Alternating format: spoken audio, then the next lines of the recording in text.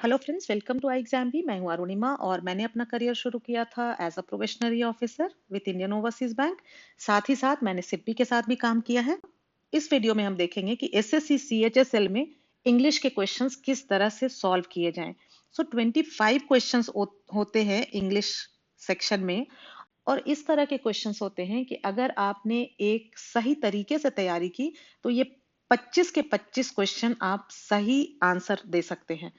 सबसे पहले हम एक प्रीवियस ईयर पेपर देखते हैं। एक बार हम जब समझ जाएंगे कि किस तरह के क्वेश्चंस पूछे जाते हैं, तब हमें मालूम होगा कि हमें उसकी तैयारी कैसे करनी है। So let us start. पहला क्वेश्चन कहता है, in the sentence identify the segment which contains the grammatical error.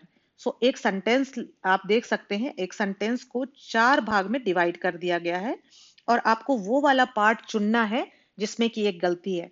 कोई नन ऑफ दीज ऑप्शन नहीं है, मतलब इन चारों पार्ट में कहीं ना कहीं कोई तो गलती है। अब as soon as the teacher entered into the class the students wished him good morning. अब आप यहाँ पे देख रहे हैं, अगर आपको मालूम है एंटर जो शब्द है इंग्लिश का, इसका क्या यूसेज है, क्या मीनिंग है, तो जब भी आप कोई शब्द सीखें सिर्फ उसका मतलब समझने की कोशिश नहीं करें। मतलब और वो किस तरह से इस्तेमाल किया जाता है बहुत ही जरूरी है, क्योंकि इंग्लिश के कई शब्द, ज्यादातर शब्द कई तरीकों से इस्तेमाल होते हैं। साथ ही साथ कुछ इंग्लिश ग्रामर के बेसिक रूल्स हैं जो आपको पता होना चाहिए। साथ ही साथ इंग्लिश में अक्सर ये देखा जाता है कि कुछ रूल्स हैं और फिर उनके कुछ एक्सेप्शंस हैं, मतलब उसका कुछ अपवाद है, तो वो भी आपको पता होना चाहिए। आप देख सकते हैं, Ram is in the room, Ram went in to the room. अब अगर हिंदी में समझना चाहें तो दोनों का मतलब, इन का मतलब भी में है, इनटू का मतलब भी में है, लेकिन इंग्लिश में यहाँ पे इन करेक्ट है, यहाँ पे इनटू करेक्ट है। कैसे समझेंगे कहाँ इन कहाँ इनटू करेक्ट है? तो जब भी मूवमेंट है तो इनटू होगा और नहीं तो इन होगा। राम कमरे में है, मतलब ऑलरेडी कमरे में है, तो इन सही है। राम कमरे में गया, Ram went into the room, तो अब मूवमेंट है तो इनटू सही है। ठीक है, ये रूल आपको पता चल गया। उसी तरह से frog, a frog is in the well, मेढक कुएं में है, ऑलरेडी है, तो इन सही है। The frog jumped into the well, मेढक कुएं में कूदा, तो कूद रहा है तो मूवमेंट है, तो इनटू सही है। ये बेसिक रूल आपको पता चल गया, ग्रामर का रूल। ये ध्यान रखिएगा इन और इनटू का कहां कहां इस्तेमाल होता है। अब जैसे हम एंटर, एंटर मतलब क्या होता है? प्रवेश करना, दाखिल होना या दाखिल करना। हिंदी में इसी से बना है एंट्री शब्द। आपको एंट्री मिली क्या? आप एंटर हुए क्या? So Ram went into the room, Ram entered into the room, तो भी मतलब सेम है। लेकिन यहाँ पे जो अपवाद है वो ये है कि जब भी एंटर होगा उसके साथ इनटू नहीं आएगा, अगर एंटर का मतलब है कहीं अंदर जाना, प्रवेश करना। ठीक है, एंटर इनटू कहां पे सही होगा? जहां पे ये एक फ्रेजल वर्ब की तरह इस्तेमाल हो रहा है। तो they went into the forest सही है, क्योंकि जाने का सेंस है, मूवमेंट है। They went into the forest सही है। They entered into the forest गलत हो गया, क्योंकि जाने का सेंस है, लेकिन तब एंटर के साथ इनटू गलत होगा। लेकिन मान लो एक सेंटेंस है, Reliance has entered into an agreement with some company और विद द गवर्नमेंट, तो वहां पे एंटर इनटू सही होगा। तो आपको याद क्या रखना है, इन और इनटू में क्या फर्क है, कहाँ इन कहाँ इनटू। और जब एंटर होता है वहां पे एंटर का मतलब प्रवेश करना या दाखिल करना है, तो उसके साथ इनटू नहीं होगा। एंटर इनटू तभी होगा जब ये एक फ्रेजल वर्ब की तरह इस्तेमाल हो रहा, चाहे तो ये कोलैबोरेशन हो रहा किसी के साथ, किसी दो कंपनी का एग्रीमेंट हो रहा, उस सेंस में एंटर इनटू सही होगा। लेकिन कहीं जाने का सेंस है, फॉरेस्ट में जा रहा है, किसी हॉल में एंटर कर रहा है कोई, तो वहां पे इनटू नहीं होगा, सिर्फ एंटर होगा। तो Ram went into the room, Ram entered the room, सीधा। क्लियर है? अब जब हमें ये बात समझ में आ जाती है, तब आप इस क्वेश्चन को देखो। As soon as the teacher entered into the class, अब यहाँ पे जाने का सेंस है, जैसे ही टीचर ने क्लास में एंटर किया, क्लास में गया, तो इनटू गलत हो गया यहाँ पे, तो हमारा ये आंसर सही हो जाएगा। तो इस तरह से अगर हम रूल्स को जानेंगे और यूसेज को समझेंगे तो हम बड़ी आसानी से क्वेश्चंस को सॉल्व कर सकते हैं।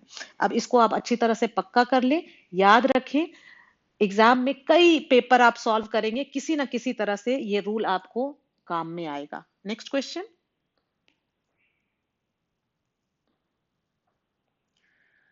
either of the three plumbers can fix this problem, so you don't need to be so picky. Okay, either of the three plumbers. अब सीधा सीधा आप यहां देखो कि ईदर, आपको पता होना चाहिए कि ईदर जब भी इस्तेमाल होता है दो लोगों के लिए होता है। दो से ज्यादा लोग होंगे तो ईदर नहीं होगा।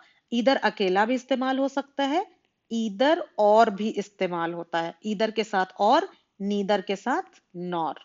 ऑलवेज रिमेंबर, ईदर, तो क्या क्या ईदर की प्रॉपर्टीज हो गई? ईदर जब भी यूज होगा दो लोगों के साथ होगा, दो से ज्यादा के लिए नहीं होगा। ईदर अकेला भी इस्तेमाल हो सकता है, ईदर और पेयर में भी हो सकता है, और जैसे ईदर और पेयर में यूज होता है वैसे नीदर नॉर होता है। अगर ईदर नॉर है तो गलत होगा, नीदर और है तो गलत होगा।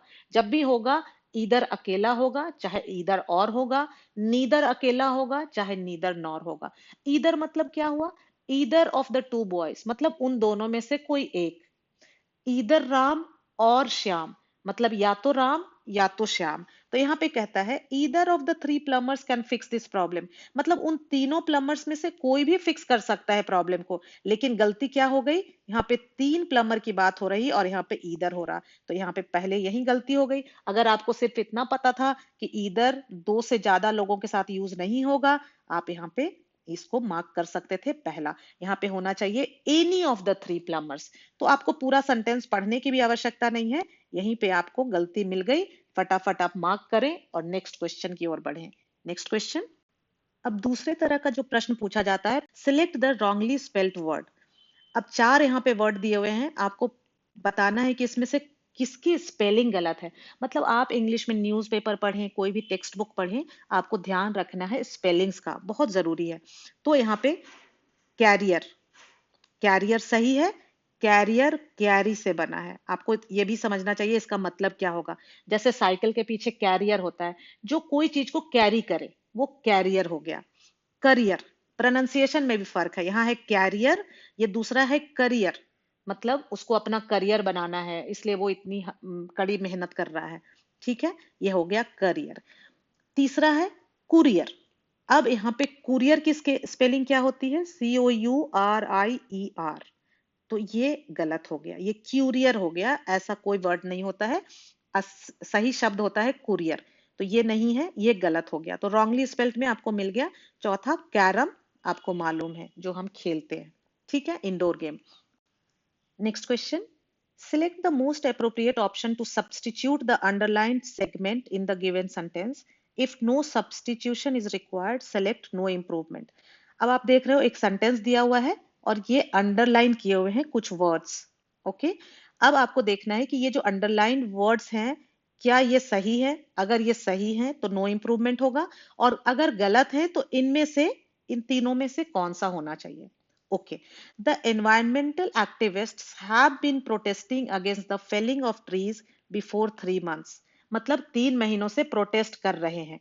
अगर आपको टेंसेस की नॉलेज है, यहाँ पे प्रेजेंट टेंस में अगर हम चार उसका वेरिएंट देखते हैं, simple present tense, present continuous, present perfect और प्रेजेंट परफेक्ट कंटिन्यूअस। सो यहाँ पे हम इन दोनों की बात करते हैं, प्रेजेंट कंटिन्यूअस और present perfect continuous.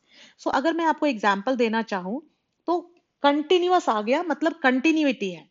Present continuous में भी कंटिन्यूटी है, प्रेजेंट परफेक्ट कंटिन्यूअस में भी कंटिन्यूटी है। फर्क क्या है? मतलब कोई काम हो रहा है, अभी ये काम हो रहा है, तभी वो कंटिन्यूअस टेंस है। जैसे मैं पढ़ा रही हूं, ठीक है, तो कौन सा टेंस हुआ? Present continuous. मैं पढ़ा रही हूं, आई एम टीचिंग। जिस समय मैं ये बात कह रही हूं उस समय ये क्रिया हो रही है, I am teaching you. Okay, अब प्रेजेंट परफेक्ट कंटिन्यूअस क्या फर्क हो गया? यहाँ पे भी कंटिन्यूटी है, लेकिन प्रेजेंट कंटिन्यूअस में क्या था? कोई काम अभी हो रहा है। प्रेजेंट परफेक्ट कंटिन्यूअस में क्या हो जाएगा? कोई काम पहले से चलता आ रहा है और अभी भी हो रहा है। जैसे मैं कहती हूं मैं 10 सालों से पढ़ा रही हूं, तो होगा प्रेजेंट परफेक्ट कंटिन्यूअस। तो ये हो जाएगा I have been teaching for 10 years। Okay, मतलब अगर मैं लिखती आई एम टीचिंग, सब तो सही है, मैं पढ़ा रही हूं, लेकिन अगर मैं इसी में ऐड कर देती I am teaching for 10 years, तो वो गलत हो जाता। क्यों गलत हो जाता? क्योंकि टेंस बदल गया। जब तक ये यहां तक बात थी ये प्रेजेंट कंटिन्यूअस था, और जैसे ही ये ड्यूरेशन ऐड हो गया ये प्रेजेंट परफेक्ट कंटिन्यूअस हो गया। तो प्रेजेंट कंटिन्यूअस का क्या होता है structure? Subject plus is are am plus verb ING, जबकि प्रेजेंट परफेक्ट कंटिन्यूअस का क्या होता है? सब्जेक्ट प्लस हैज और have, been plus verb ING, और फिर ड्यूरेशन फॉर 10 years, फॉर जितने भी साल। अगर आपको ये टेंसेस की नॉलेज है तो ये सेंटेंस देखते ही आपको समझ में आ जाएगा। हैव बीन प्रोटेस्टिंग 3 months, यहाँ पे आ गया, ड्यूरेशन भी आ गया, मतलब कंटिन्यूअस टेंस है, प्रेजेंट है, और ड्यूरेशन ऐड है, मतलब ये टेंस प्रेजेंट कंटिन्यूअस है कि प्रेजेंट परफेक्ट कंटिन्यूअस? ये है प्रेजेंट परफेक्ट कंटिन्यूअस। अब यहाँ कहता है बिफोर 3 months, यहाँ पे फॉर 10 years। जब भी ड्यूरेशन आ गया आपका या तो फॉर होगा या सिंस होगा। प्रेजेंट परफेक्ट कंटिन्यूअस हो, पास्ट परफेक्ट कंटिन्यूअस हो, या फ्यूचर परफेक्ट कंटिन्यूअस हो, यहाँ पे या तो फॉर आएगा या सिंस आएगा। बिफोर या फ्रॉम कुछ भी आ रहा है तो गलत है। Getting my point? तो यहाँ पे हमने क्या सीखा? आइडेंटिफाई करना कोई सेंटेंस को कि वो प्रेजेंट कंटिन्यूअस है कि प्रेजेंट परफेक्ट कंटिन्यूअस है। अगर प्रेजेंट कंटिन्यूअस है तो एम इज आर सही है, लेकिन अगर प्रेजेंट परफेक्ट कंटिन्यूअस है तो यहाँ पे एम गलत हो गया, क्योंकि ड्यूरेशन है, यहाँ पे क्या होना चाहिए? Have been. और इस तरह के सेंटेंस में हमेशा यहाँ पे फॉर होगा या सिंस होगा। कहाँ फॉर होगा, कहाँ सिंस होगा? जहां पे भी आपको पता है कितने सालों से, कितने महीनों से, तो फॉर, और नहीं पता है तो सिंस। अब मैं कहती हूं कि मैं बचपन से डांस कर रही हूं, मैं डांस कर रही हूं, आई एम डांसिंग, लेकिन जैसे ही मैंने कहा मैं बचपन से डांस कर रही हूं तो अब ये हो गया प्रेजेंट परफेक्ट कंटिन्यूअस। तो अब आई एम डांसिंग नहीं होगा, अब होगा I have been dancing since childhood. अब बचपन से कर रही हूं तो पता नहीं चल रहा ना कितने सालों से, तो सिंस चाइल्डहुड। अगर कहती मैं 10 सालों से डांस कर रही हूं, I have been dancing for 10 years। तो आप यहाँ पे देखो कितने महीनों से ये प्रोटेस्ट कर रहे हैं? 3 महीनों से। तो यहाँ पे बिफोर नहीं होके क्या होगा? For 3 months। तो इसलिए गलती कहाँ हो गई, और सही कौन सा वाला होगा? C. So C option is your correct option. Okay. Synonyms and antonyms भी पूछे जाते हैं, तो यहाँ आप देख सकते हैं select the antonym of the given word. Salvage, salvage एक वर्ड दिया हुआ है। एंटोनिम, इसको जरूर देखें, कई बार उल्टा हो जाता है, तो यहाँ पे आपको इसका मीनिंग नहीं, उसका जस्ट अपोजिट जो इसका विपरीत शब्द है वो देखना है, विपरीतार्थक शब्द। अब सैल्वेज मतलब क्या होता है? बचाना, रेस्क्यू करना, किसी को किसी मुसीबत से निकाल लाना। और यहाँ पे है रिट्रीव, रिट्रीव द डेटा, मतलब आप डेटा रिट्रीव करते हो कंप्यूटर से, मतलब फिर से प्राप्त करते हो, डिलीट हो जाता है तो उसको फिर से निकालते हो, रिट्रीव करते हो। रिफ्यूट, रिफ्यूट मतलब किसी को झूठा ठहराना, कोई बात है आप कहोगे नहीं ये गलत है। डिकम्पोज, अक्सर डेड बॉडीज के सेंस में आप सुनते हैं कि सड़ जाना, decade, decompose dead body. Jeopardise, jeopardise मतलब मुसीबत में डाल देना। यू हैव जियोपार्डाइज्ड माई करियर, मतलब तुमने तो मेरे करियर को ही खतरे में डाल दिया, किसी को हम ऐसा कह सकते हैं ना, खतरे में डाल देना। अब देखो सैल्वेज मतलब होता था किसी मुसीबत से निकालना, और जियोपार्डाइज मतलब होता है किसी को मुसीबत में डाल देना। तो क्या हुआ, ये हो गया ना एंटोनिम। और इन तीनों के मतलब भी आपको पता होने चाहिए, रिट्रीव, रिफ्यूट, डिकम्पोज। सो इस तरह से कई क्वेश्चंस आते हैं, एक आपको आइडिया लग गया। Now before I and this session, 4 sentences आप देख पा रहे होंगे अपनी स्क्रीन पे। सारे सेंटेंसेस बेस्ड हैं जो रूल्स हमने डिस्कस किए हैं आज के सेशन में। आपको देखना है कि ये सेंटेंसेस सही हैं कि गलत, और गलत हैं तो सही क्या होगा ये आपको कमेंट सेक्शन में लिखना है। मैं आपको देख के बताऊंगी आपका आंसर करेक्ट है कि नहीं। आई होप कि आपका एक्टिव पार्टिसिपेशन होगा, क्योंकि तभी मुझे भी पढ़ाने में मजा आएगा और आपको भी, आप भी इंजॉय कर पाएंगे session. Thank you friends, thanks for watching.